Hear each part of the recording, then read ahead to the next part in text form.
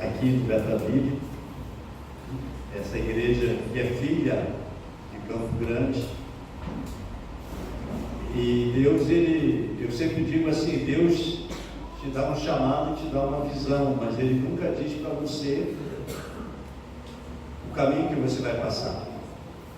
Eu digo, se Ele dissesse, nós com certeza rejeitaríamos muitas coisas que Ele coloca em nossas mãos.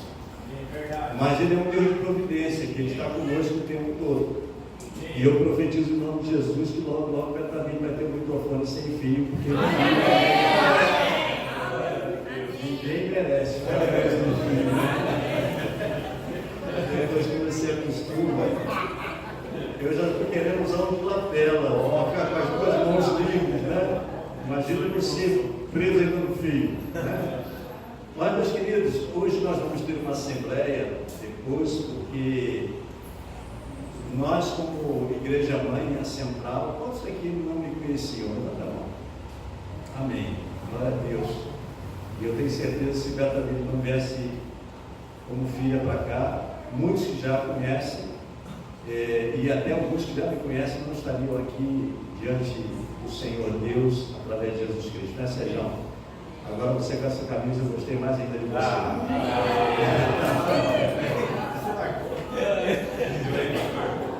Enche a bola dele, pastor.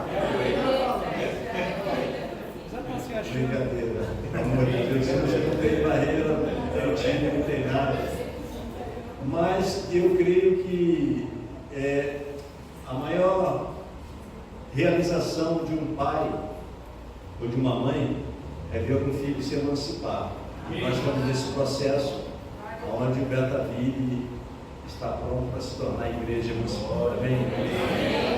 Mas eu pensava e perguntava a Deus, o que eu vou falar depois de tanto tempo, pastor Júlio?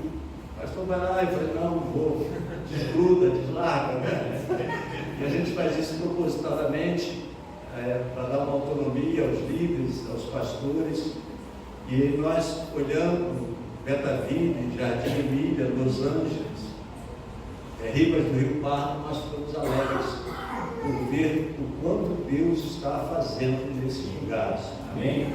E aí eu perguntei, Deus, o que eu vou falar? E cada um tem um ministério específico, e o meu ministério de ensino, o meu ministério de organização, o meu ministério que é o ministério de José, que é onde põe a mão, arruma aquilo que não está bom. Então, eu creio que todos nós temos um ministério específico, e eu queria falar com você essa noite o que significa ser igreja. Você já parou para pensar o que significa ser igreja? Oi? Luz. Mas a igreja, a gente fala isso exaustivamente, a igreja ela não é um prédio. Quem é a igreja? Vou dar uma chance para você melhorar isso com convicção. Quem é a igreja? Nossa, agora para ficar de uma forma muito pessoal, trazer isso com mais responsabilidade, responda na primeira pessoa. Quem é a igreja? Eu. Nós somos a igreja. E aí, quando nós pensamos nisso, nós precisamos entender por que nós nos reunimos sempre aqui nas quartas-feiras, nos domingos, nas células. Porque todas as vezes que dois ou mais se reúnem, ali está uma igreja. Ou seja, você sozinho, se você não tiver comunhão, pelo menos com o irmão, Jesus não tem nada a ver contigo. Você já viu como isso é forte? Ninguém caminha sozinho, ninguém pode dizer que não depende do seu irmão para ser igreja. E é por isso que Jesus fala, aonde estiverem 2 ou 3 reunidos em meu nome, ali eu estarei. Isso significa que você e eu, sozinhos, nós não somos igreja. Ou até mesmo podemos dizer que o Senhor Deus não ouve a oração daquele que vive isolado, daquele que acha que pode viver uma vida espiritual só. E a igreja é a comunidade de discípulos. Todos nós somos discípulos de Jesus e que, reconhecendo a Cristo como Senhor, experimentam um novo nascimento e formam o povo de Deus. A igreja é o corpo que faz a missão enquanto cuida. Você Você sabia que deve ter muita gente hoje passando por um problema muito grande aqui? E se a igreja não sabe desse problema dessa pessoa, algo está errado. Porque a igreja tem que cuidar, à medida que ela faz a obra, à medida que ela caminha. Então, quando nós pensamos o que é ser igreja, nós temos que pensar numa coisa, que a igreja do Senhor Jesus, ela tem algumas características que fazem dela uma igreja viva. Porque uma igreja pode morrer. À medida que as pessoas vão saindo, à medida que as pessoas vão perdendo comunhão com Deus, à medida que o prédio vai ficando vazio, a igreja começa a morrer. E às vezes restam apenas alguns prédios. E o que mais nós ouvimos na Europa, nos Estados Unidos, que igrejas que outrora foram igrejas grandes, igrejas vivas, hoje só tem um templo e muitos estão sendo vendidos. Agora, quando nós chegamos numa igreja como a igreja de Bertaville, como as igrejas que Deus tem plantado, metodistas em Campo Grande, e nós vemos um povo pujante, pensando em crescimento, pensando em ampliar o templo, pensando em emancipação, nós sabemos que ali há uma igreja viva.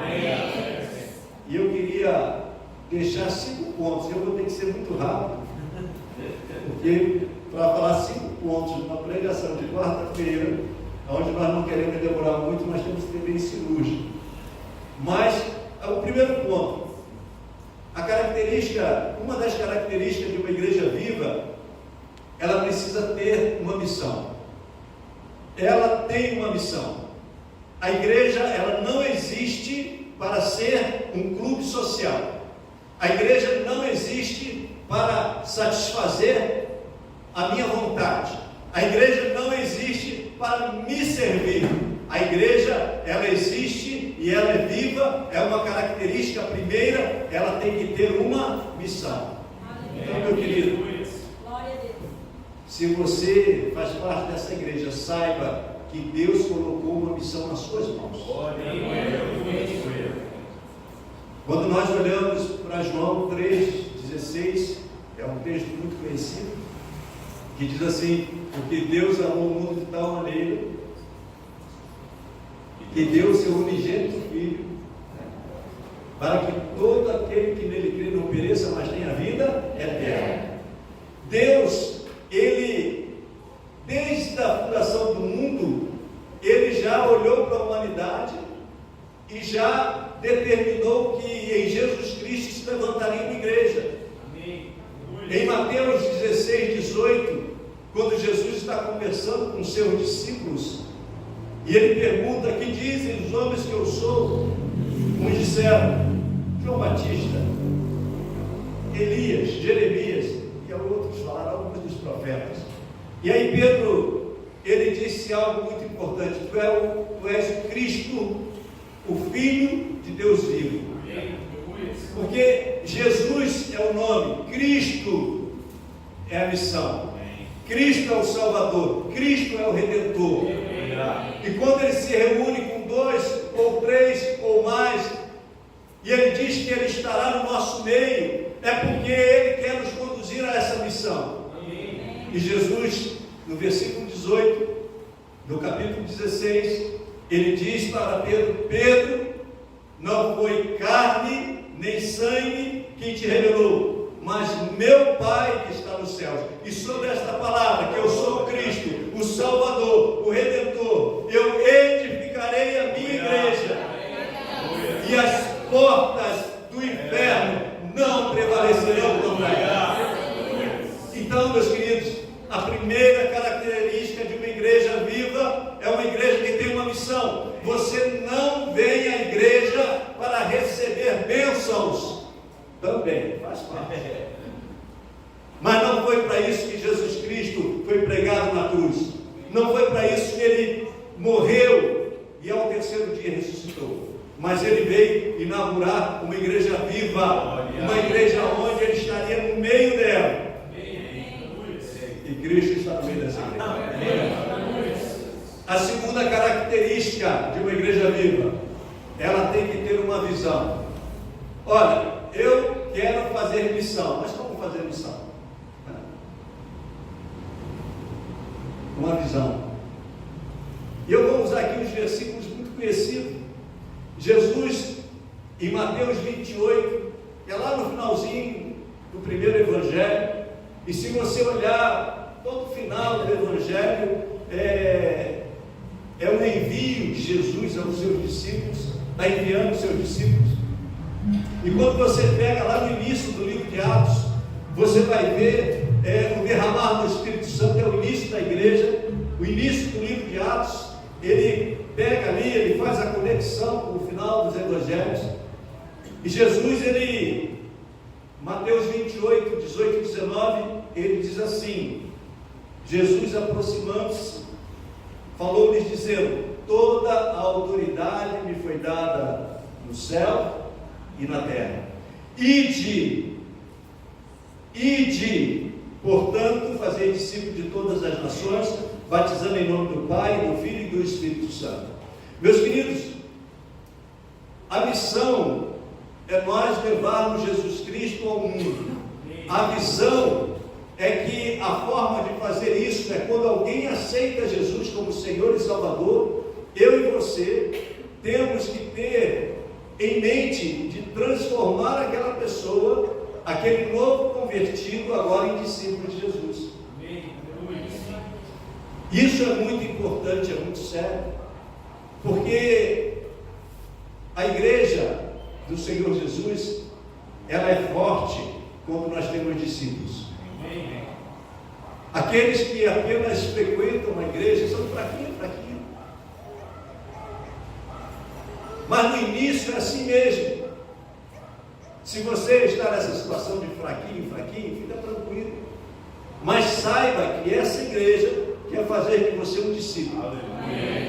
Porque discípulo, ele sabe para onde está indo, porque ele tem uma visão. Ele sabe que ele foi chamado por Cristo para ser como ele. É um grande desafio.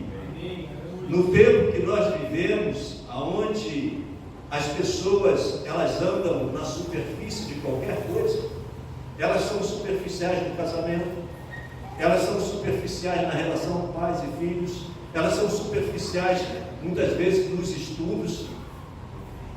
Você sabia que tem gente que paga para fazer o TCC, aquilo que tinha que fazer? Eu falo, meu Deus, que profissional vai sair disso? Né? Tudo superficialidade. Então, meus queridos, quando você fala que a visão de Cristo na igreja é o discipulado, ele está chamando homens e mulheres que estejam dispostos a pagar o preço. Porque o discípulo, ele sabe para onde vai, ele tem um plano de ação, ele se porta como um corpo, como uma equipe e não como um bando. Você já viu um bando de qualquer coisa? Como é que o bando faz? Cada um corre para um lado, faz o que quer, e aí quando você olha, é uma tragédia. Uma vez nós estávamos na mata e deparamos com um bando de queixada. Nós estávamos no acampamento. Pensa, os homens que subiram em cima da árvore ficaram no bando de queixada. Quando nós descemos da árvore, não sobrou nada, eles destruíram o acampamento inteiro. Mas quando Jesus chama discípulos, ele chama homens e mulheres que sabem o que querem. E isso é uma das características de uma igreja viva. Jesus, ele chama e fala assim: olha, vai, faça discípulos. Quem acha que fazer discípulo é fácil? Não é. Não é fácil. Sabe por quê? Porque eu preciso gastar um tempo precioso da minha vida na vida daquela pessoa. Quando eu disse que nós vivemos num tempo de superficialidade, ninguém quer se aprofundar no problema do outro. E aí a gente pensa, uma igreja que quer crescer, tem uma missão, tem agora uma visão, que é um discipulado. Você deve ter ouvido discipulado muitas vezes, né? Porque o discipulado é ensinar. Eu digo que desde que eu cheguei aqui em Campo Grande, tem 8 anos, vai fazer agora em fevereiro, eu não fiz outra coisa a não ser ensinar. E enquanto a gente ensina, enquanto a gente vai fazendo discípulos, Deus vai manifestando o seu poder, e junto com isso nós temos visto milagres tremendos acontecer, pessoas serem libertas, pessoas sendo curadas. O próprio Cristo falou que nós não precisamos correr atrás dessas coisas, que essas coisas correriam atrás de nós. E à medida que nós fôssemos fazendo a sua obra, nós iríamos vendo um manifestado sobrenatural de Deus. Uma igreja viva, ela é aquela onde as pessoas têm compromisso, fazem aquilo que precisa ser feito e experimentam o sobrenatural de Deus enquanto faz. Não é o contrário. Eu busco apenas aquilo que me interessa e esqueço que eu, como igreja, tenho uma missão debaixo de uma visão. E vocês acham que Cristo, no último encontro com o seu discípulo, porque aqui nesse versículo, nesse capítulo de Mateus 28, ele já tinha morrido, foi crucificado, morto, sepultado, e ele já estava aqui ressurreto. Ele já tinha andado 40 dias no meio dos seus discípulos, e agora ele estava pronto para ir para o Pai. Eu estou olhando aqui porque esses bichos, quando entram assim, eles costumam pousar na minha cabeça.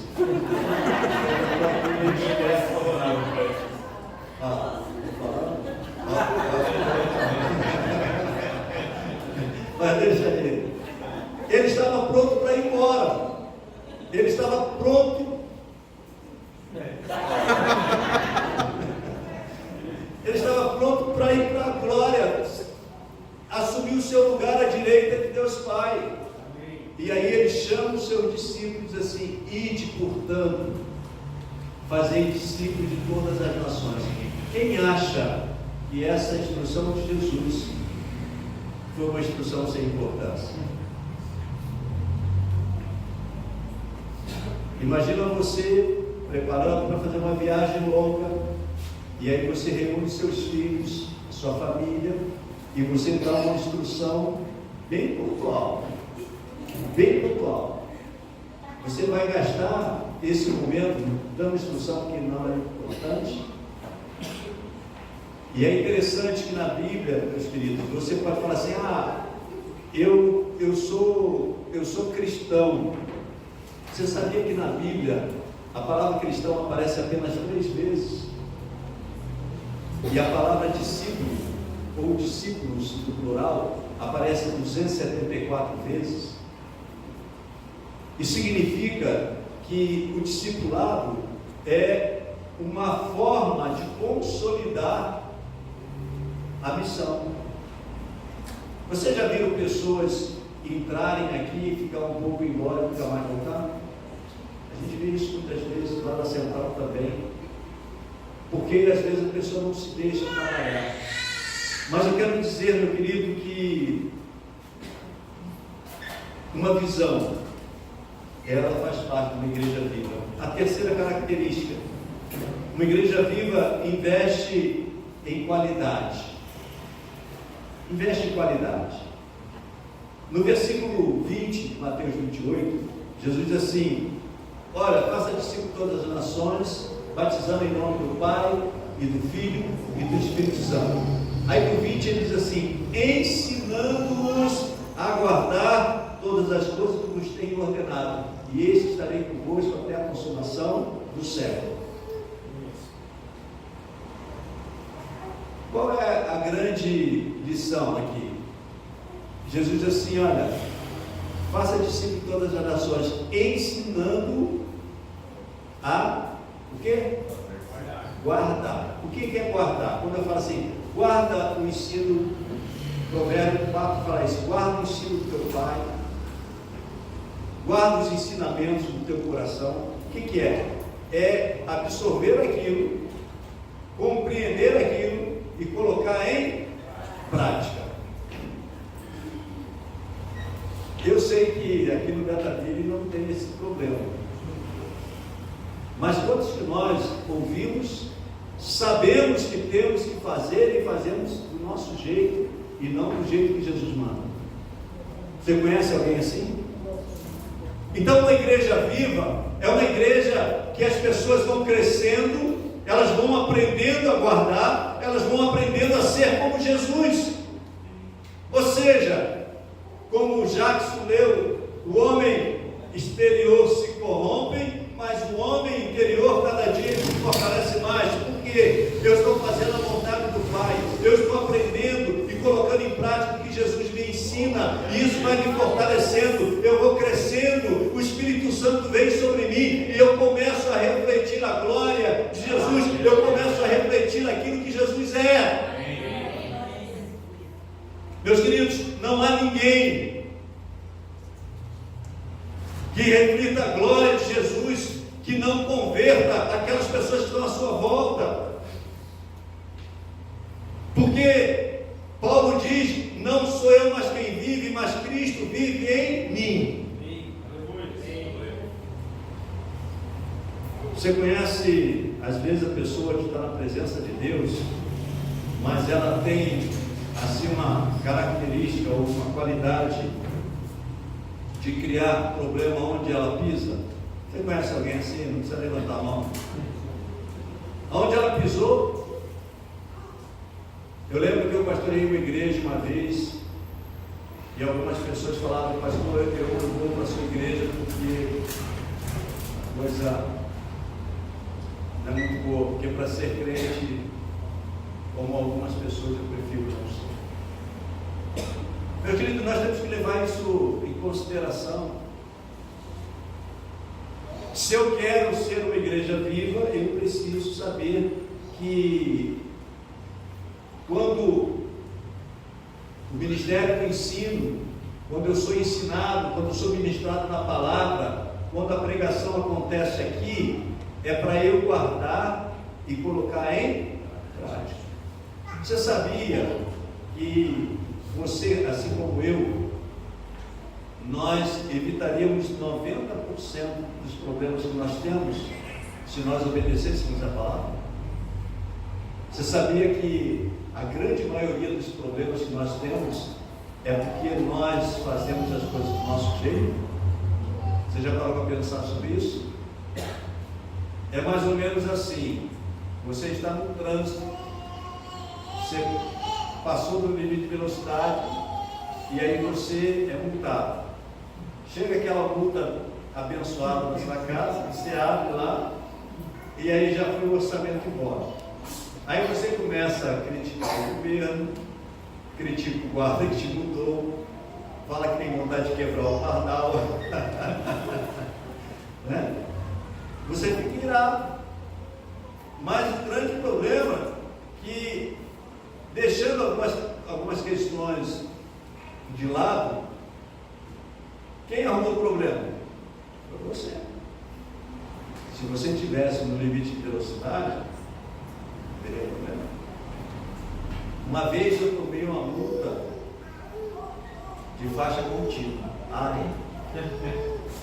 Sabe quanto custa a multa de faixa contínua? Alguém sabe? Ainda sei que ninguém foi multado aqui em faixa contínua, senão você nunca mais esqueceria. 1.500 eu puxo. Mas, na verdade, assim, eu tenho uma justificativa, porque como eu tenho um amigo e ele trabalha na questão de trânsito, não vou dizer onde, ele disse assim: pastor, se o senhor começar a cortar na faixa pontilhada e entrar na contínua, não tem problema. E eu acreditei. E aí eu entrei na pontilhada. Eu entrei na contínua, assim que deu a contínua, entrei, mas eu estava no estado de São Paulo. O estado de São Paulo é bem aparelhado, hein? Helicóptero, tifilho, coisa e tal. E eu fui me lembrando do helicóptero. E daqui a pouco para um carrinho atrás de mim, o que eu pude fazer? Pagar multa. Nunca mais esqueci. Então, a maioria dos problemas nós mesmos que construímos. E por isso que o ensinar a guardar, é algo que é necessário, meu querido. Mas isso não é para fazer você desanimar. Porque, eu vou contar algo para você. Até hoje o Senhor está trabalhando na minha vida. Amém? Eu costumo dizer que nós sempre vamos ter algo que precisamos colocar no crivo da palavra e deixar Deus trabalhar em nós. Mas nós precisamos nos esforçar. Tem aquelas cargas pesadas, sabe, aqueles pecados, e esses nós precisamos largar de mão logo de cara, porque senão Deus está demais. Mas não desanima. Mas uma igreja viva tem um discipulado que vai te ensinar. Quantos aqui não estão em célula? Levanta a mão. Não estão. Quantos não estão? Levanta a mão. Vá para uma célula, porque é lá que você vai aprender a ser discípulo de Jesus. Quarto característica de uma igreja viva: ela anda em unidade. Para ter unidade, meu querido, a minha relação com o meu irmão, ela tem que ter um padrão. Olha só, olha isso que eu vou falar. Se você está anotando, anota isso.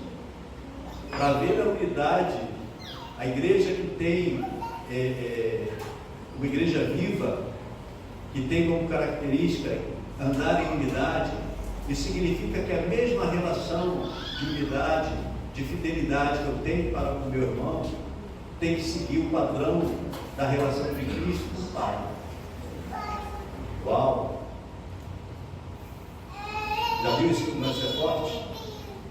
A mesma relação que eu tenho com o meu irmão, a mesma relação de unidade, e a unidade ela vem pela fidelidade, a unidade ela não vem pela perfeição, a unidade não vem porque o outro ou a outra pensa como eu, não.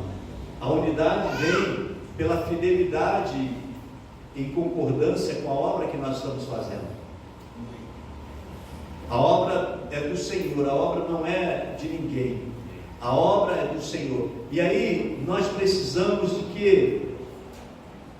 Ter uma fidelidade com o meu irmão no padrão da fidelidade que Cristo tem com o Pai.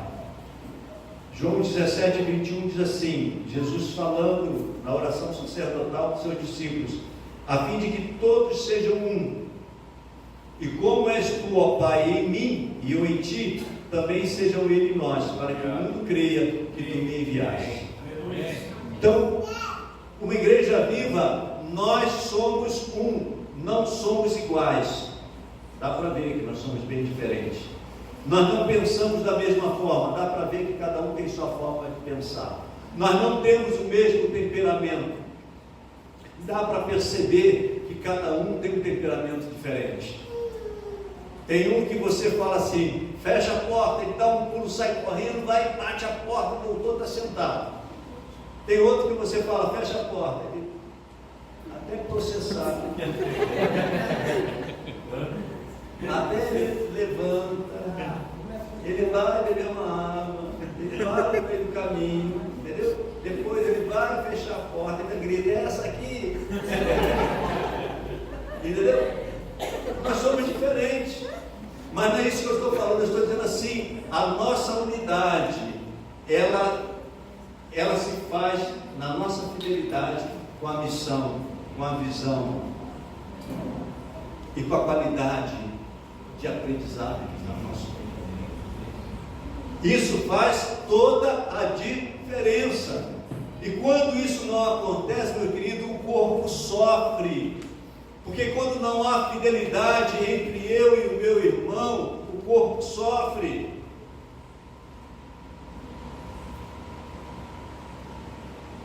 A falta de fidelidade coloca palavras ruins na nossa boca. Por exemplo, o pastor Júlio falou um monte de coisa bonita ali, não falou? Falou. Eu também falo um monte de coisa bonita para ele. Agora, imagina se ele, num momento diferente, num outro ambiente, ele começa a falar mal de mim, ou eu falar mal dele. Só estou dando um exemplo simples. Eu sei que isso não acontece normalmente, né? Eu sei que os nossos abraços são os mais sinceros possíveis, os nossos sorrisos, as nossas palavras. Precisa ser assim, porque olha o que diz Paulo à igreja de Coríntios. Eu faço questão de ler esse texto, porque esse texto vai fazer muita diferença no entendimento desse princípio de uma igreja viva que anda em unidade. 1 Coríntios 3, do 3 ao 8. Paulo diz àquela igreja abençoada, igreja que tinha todos os dons, mas tinha alguns problemas. Porquanto, havendo entre vós ciúmes e contendas, não é assim que sois carnais e andais segundo o homem? Quando, pois, alguém diz, eu sou de Paulo, eu sou de Apolo, não é evidente que andais segundo os homens? Quem é Paulo, Apolo, quem é Paulo? Servos, por meio de quem creste. Isto conforme o Senhor concedeu a cada um. Eu plantei, Apolo regou, mas o crescimento veio de Deus. De modo que nem o que planta é alguma coisa, nem o que rega, mas Deus que dá o crescimento. Ora, o que planta e o que rega são um, e cada um receberá o seu galardão, segundo o próprio trabalho. Porque de Deus somos cooperadores, lavoura de Deus, edifício de Deus sois vós. Na igreja de Coríntios, era uma igreja que tinha todos os dons, uma igreja que estava crescendo, mas tinha um problema de fidelidade na unidade dos irmãos. E meu querido, uma igreja viva é uma igreja que cresce, é uma igreja que respeita o outro. E aí, quando Paulo ele diz que os ciúmes e as contendas revelam a nossa carnalidade. E aí podemos dizer que o ciúme e a contenda mostram o nosso nível espiritual. Jesus ele se esvaziou, porque o ciúme e a contenda, ele vem por causa de quê? Por causa de disputa. Por causa de disputa. E a grande verdade, a igreja de Cristo, quando a gente fala de fidelidade com um irmão, é como o próprio Cristo, o Pai. O que Cristo fez? Ele não usurpou ser Deus, ele se esvaziou de si mesmo, ele assumiu forma de servo. Então, meu querido, você foi chamado para servir. Você não foi chamado, nem eu nem ninguém, para pedir ou reivindicar posição aonde quer que nós sejamos. Quer ser o maior no reino? Sirva. Quer ser o maior? Sirva o seu irmão. Quer ser o maior? Caminhe em unidade com o seu irmão, independente daquilo que você faz. Ah, pastor, por que essa palavra hoje, quarta-feira? Porque vocês vão emancipar. E quando a igreja emancipar, eu creio e lanço uma palavra profética, que essa igreja vai crescer muito. Mas o que dá crescimento é a palavra, o que dá crescimento é o ensino, o que dá o crescimento é cada um fazer aquilo que a palavra manda. Assim como o alimento material está para a sua saúde física, a palavra está para a sua saúde, para a nossa saúde espiritual. A falta de unidade revela a qualidade espiritual. Eu sei que nós temos experimentado muitos dons. Eu até lembro do pastor Jonas Lenzo, quando ele fez lá a conferência da família, a primeira vez ele disse assim, que tem cristãos que parecem que estão furados, que vem receber oração do Espírito Santo, enche, e aí, mas está sempre vazio, parece que tem um furo. Enche, que está vazio, não retém.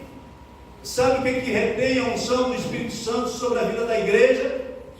Sabe o que retém a unção e a permanência do Espírito Santo em você e em mim? É a obediência à palavra. É a obediência ao Pai.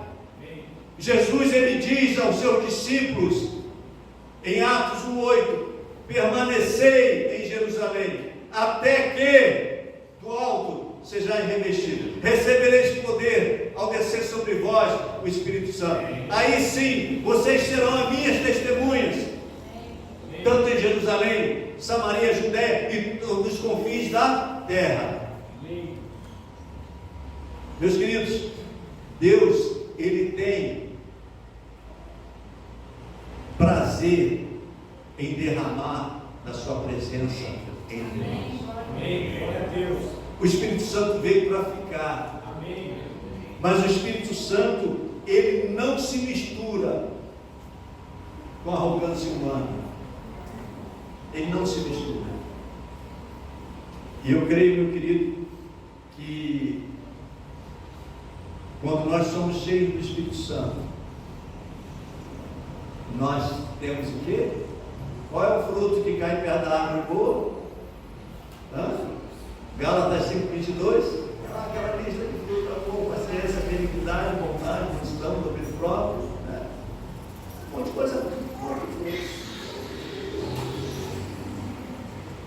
E aí tem lá o da carne. E aí eu convido você depois de ler.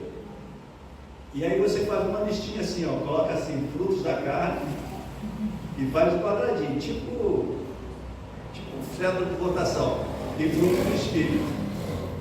Aí você pega assim e dá um tique assim, naquilo que você identifica, e começa a orar para mudar tudo para a coluna do fruto do Espírito. Amém. Aleluia. Glória a Deus. Porque nós somos chamados para isso, meu querido. Amém. Uma igreja viva, ela tem essa característica, aonde aqueles que fazem parte dessa igreja, eles vão crescendo a cada dia, eles vão melhorando a cada dia. E por último, de uma igreja viva, ele alcança pessoas. Aqueles que têm a vida no Espírito alcançam pessoas. A gente sai de férias e onde a gente passa, alguém quer conversar e a gente nem sabe porquê. Tem hora que fala assim, Deus, deixa a gente ficar no animado e não ajudar. Porque as pessoas sentem e elas percebem que você é uma pessoa que está cheia dos Espírito. Amém. Glória a Deus. De vez em quando a gente fica irritado com alguma coisa, né? Mas é bom a gente ficar ligado. Quando fica irritado, fala assim, esse curso não é meu não. E para terminar, meus queridos, a Igreja Viva, ela alcança pessoas. Ela não alcança pessoas, e você não alcança pessoas porque está tudo bem na sua vida, não. Ah, pastor, quando vai deixar, e quando eu resolver todos os meus problemas, eu vou entrar no discipulado, vou fazer muitos discípulos. Quem falou isso? Quem disse isso? Pelo contrário, se quer melhorar a sua vida com Deus, a sua vida pessoal, comece a fazer o que Deus te pede. Amém. Em Atos 9:31 diz que a igreja, na verdade, tinha paz por toda a Judéia, Galiléia e Samaria, edificando-se e caminhando no temor do Senhor, e no conforto do Espírito Santo crescia em número. Olha só, a igreja, na verdade, tinha paz por toda a Judéia, Galiléia e Samaria.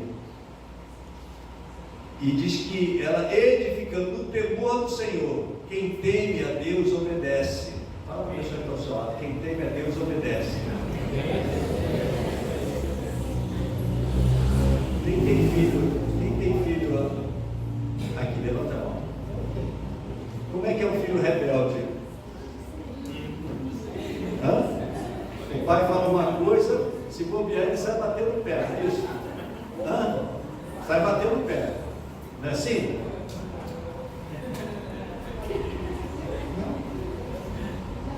E às vezes o pai fala assim, eu não sei o que faço mais com o meu filho de 8 anos. Eu perdi o domínio sobre ele. Mas não vamos entrar nessa área não, porque isso aí dá vontade de falar assim, eu vou bater em você. Porque um pai, uma mãe, que fala que um filho de 8 anos não tem mais domínio, já fez alguma coisa errada, não é isso? Porque não tem mais respeito, não tem mais temor, não tem mais nada. E nós não podemos ser assim com Deus. Nós não podemos ser dessa forma com Deus. Diz assim, no temor do Senhor e no conforto do Espírito Santo, cresci em número. Sabe o que estava acontecendo na igreja nesse momento? Lê lá Atos 8:1. Uma grande perseguição. Os cristãos estavam sendo perseguidos, estavam sendo mortos. Eles estavam sendo mortos de forma cruel. E diz assim, a igreja na verdade tinha paz. Ela tinha paz porque ela estava fazendo o que o Senhor determinou que ela fizesse. O que dá a verdadeira paz ao nosso coração é justamente ter a certeza que nós participamos de uma igreja viva. Amém, meus queridos? Eu queria, nesse momento, orar com você. Nós